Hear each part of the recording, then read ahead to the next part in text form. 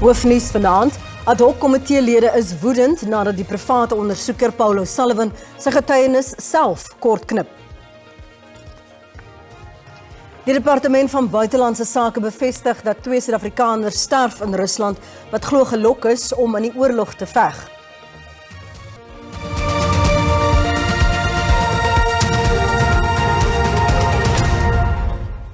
Goeienaand, dis nuustyd op SABC2, baie welkom. Parlementslede is ontstoke nadat die private forensiese ondersoeker Paul O'Sullivan sy getuienis voor die ad hoc komitee oor polisiekorrupsie kortgeknip het. O'Sullivan het onverwags die sitting verlaat om 'n vooraf bespreekte vlug te haal.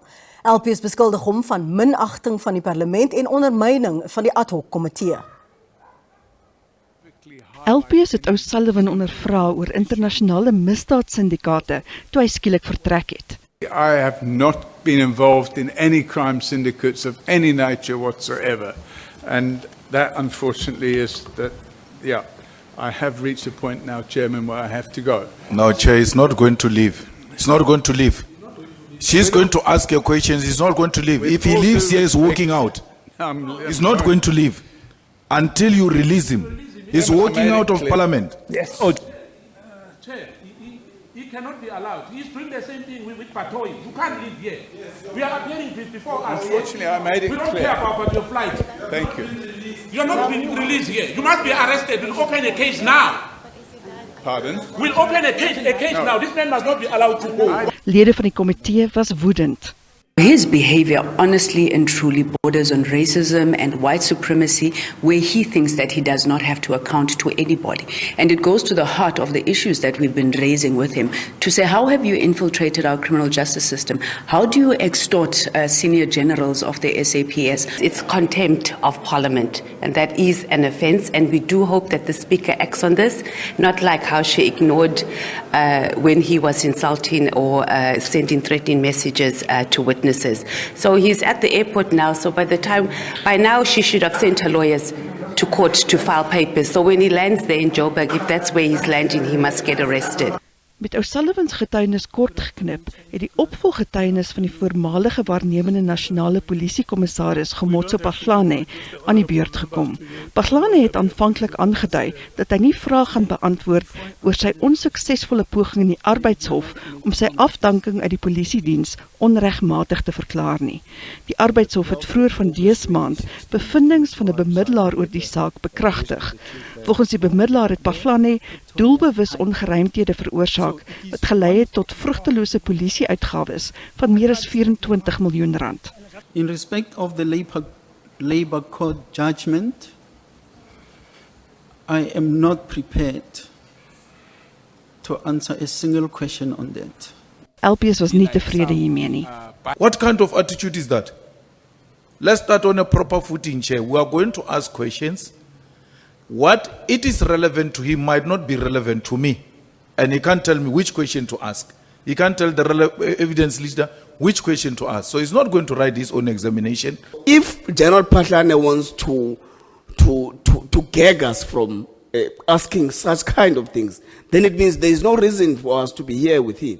Because the nature of the evidence that we want, the nature of the testimony that we want from him, involves what he says are things that he is not prepared to answer. Die ad hoc komitee se sitting gaan môre voort. Die geskorste menslike hulpbronne bestuurder van Ekurhuleni, Linda Kasheka, het ontken dat sy gehelp het om die geskorste adjunkhoof van die Ekurhuleni Metropolisie, Julius Makhonazi, van aanspreeklikheid te vrywaar. Kasheka sê die vinger moet gewys word na diegene wat haar beskuldig. Dit volg na getuienis dat die Ekurhuleni Metro se topbestuur dissiplinêre stappe teen Makhonazi gestaak het, ondanks 'n rits aanklagte teen hom wat wissel van 'n blouligsage tot moord. Kasheka het ontken dat sy by die dissiplinêre prosesse teen Makhonazi ingemeng het. I submit that to the best of my recollection of those events, the issue of blue lights came to the attention of the municipal officials based on the social media video clips that have been circulating at the time. I think it was around February 2023. I hope I'm correct with the dates. I emphasize that at this point, I was the acting HOD HR, and I didn't know Julius Mkhwanazi. Vroegere getuienis is aangehoor dat ondersoeke na Mkhwanazi gestop is, sodat hy kon terugkeer werk toe, nadat sy skorsing verval het. Kasheka het die blame hiervoor op die skouers van Golani Nkisa geplaas. And therefore, he took a discretion that perhaps he should not discipline. He must wait for the arrest. 3 months is going. He doesn't discuss that with me or Dr. Mashal.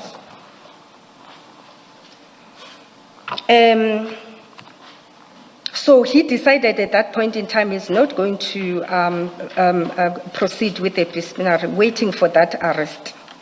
And I got to know about this, as I say, in this statement, but Dr. Mashaz wanted answers at that time. And Dr. Mashazi decided then there's no point for us to extend the suspension any further. Die ondersoek duur voort.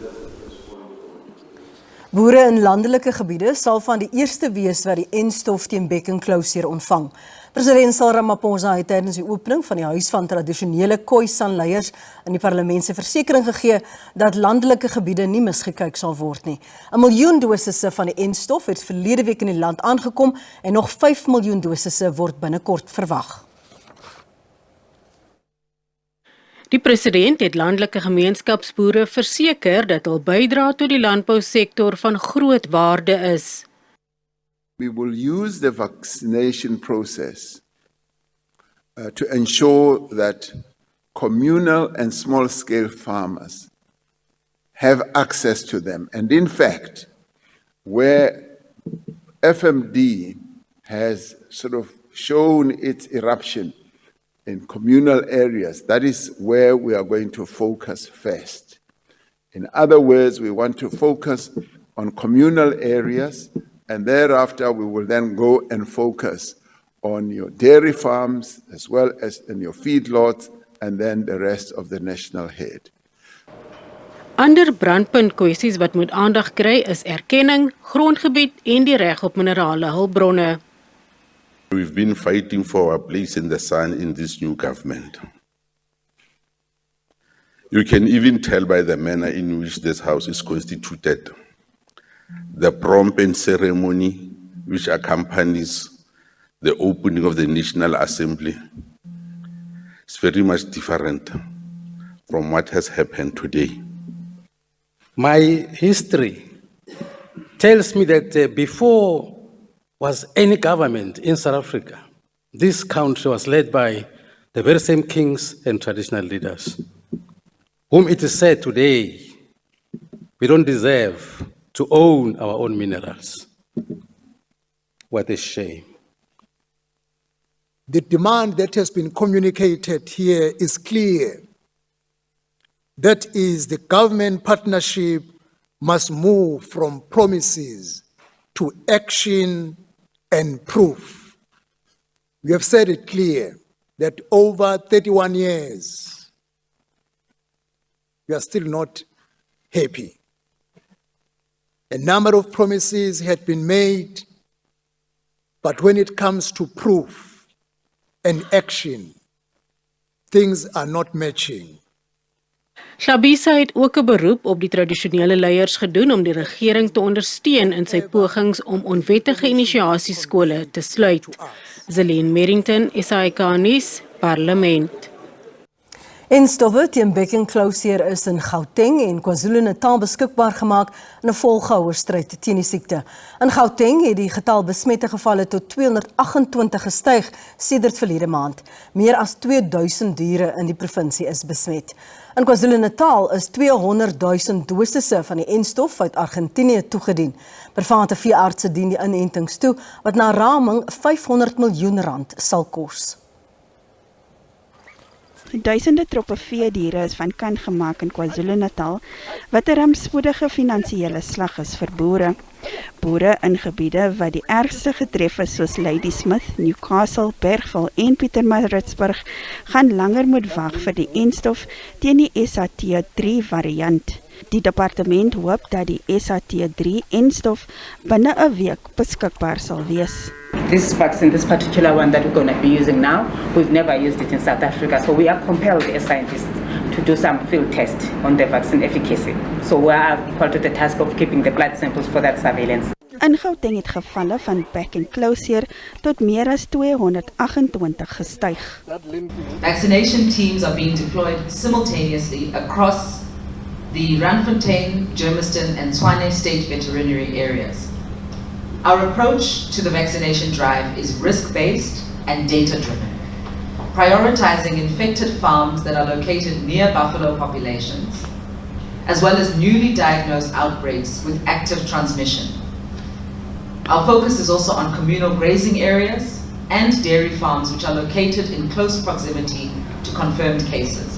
Die departement van landbou sê hoewel back and closure alle gesplete hoofdiere kan aantas, vind die uitbreking grootliks onder beeste plaas. Owerhede meen die komende weke is van uiterste belang in die bekampingsveldtog. Die Departement van Buitelandse Sake bevestig dat 2 Suid-Afrikaners sterf in Rusland wat glo gelok is om in die oorlog te veg. Dit en ander nuus net hierna.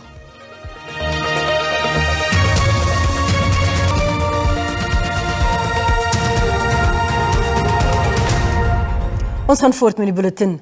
Die minister van Internasionale Betrekkinge en Samewerking, Ronald Lamola, sê 2 Suid-Afrikaners is dood nadat hulle onder valse voorwendsels na die Oekraïense oorlog gelok is. Lamola het die gesinne besoek van Suid-Afrikaners wat teruggekeer het van die Oekraïense oorlog. Hy het die regering se verligting uitgespreek met die aankoms gister van 11 mans na die 6 wat verlede week teruggekeer het. The government continues to investigate the networks involved in these recruitment efforts to ensure that those who exploit vulnerable citizens face the full might of the law.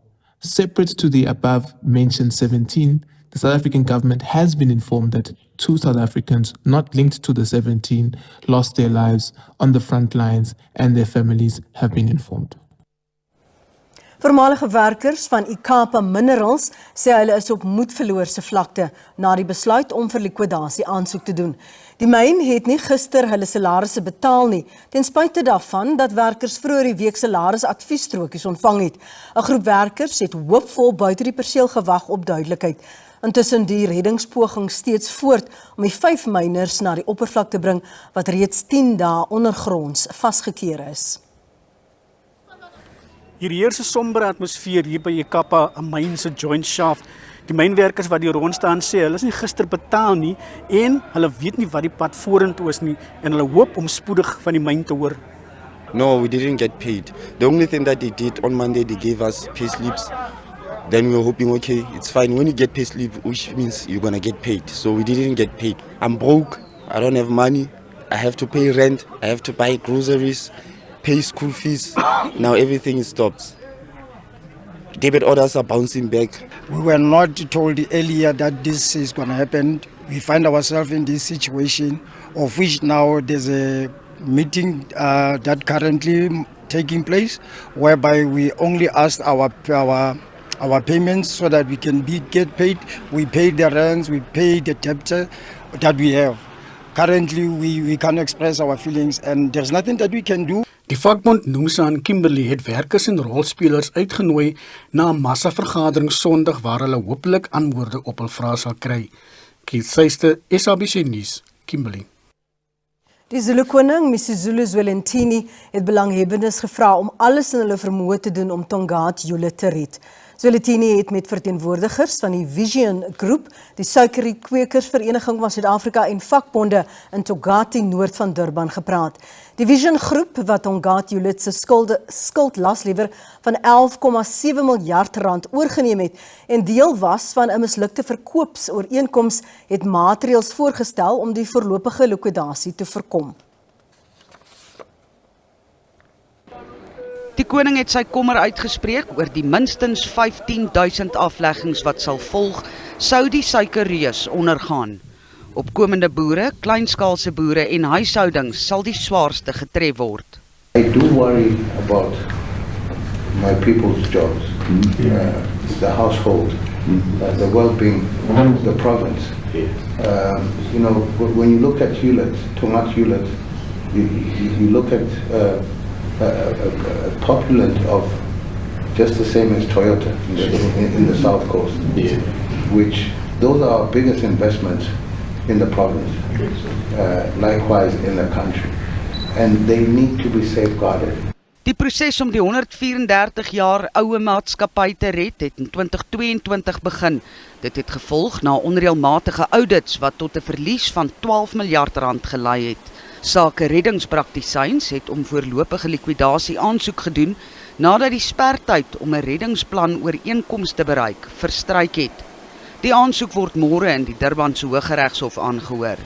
Die Vision Groep het voorgestel dat die Nywerheidsontwikkelingskorporasie sy 2,3 miljard rand se herfinansiering wat tydens die sake redding uitgereik is, in aandele omskakel. Intussen sal die voorverhoorverrigtinge in die bedrogsaak waarby die voormalige uitvoerende hoofde van Tongaat Hewlett betrek word op 10 September in die Durbanse Hooggeregshof aangehoor word. Die beskuldigdes staan tereg op aanklagte wat verband hou met rekeningkundige onregmatighede van miljarde rand wat in 2019 aan die lig gekom het. Die 7 beskuldigdes sluit onder meer in die voormalige hoof Pieter Stout, die voormalige finansiële hoof Marie Monroe en 'n ouditeur wat by Deloitte gewerk het, Gavin Creer. Die beskuldigdes het na bewering grondverkoopooreenkomste gemanipuleer om die maatskappy se winste met miljarde rand tussen 2015 en 2018 op te blaas. Hulle word aangekla van die oortreding van die wet op finansiële markte, die maatskappywet en die wet op voorkoming van georganiseerde misdaad.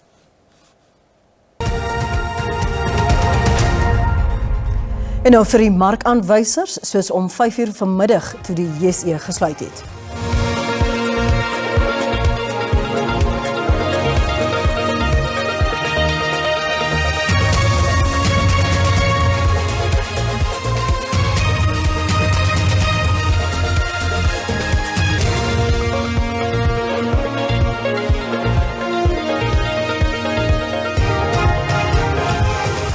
Alwaar vir ons tyd het vanaand, 'n mooi aand verder. Dankie vir die saamkyk. Totsiens.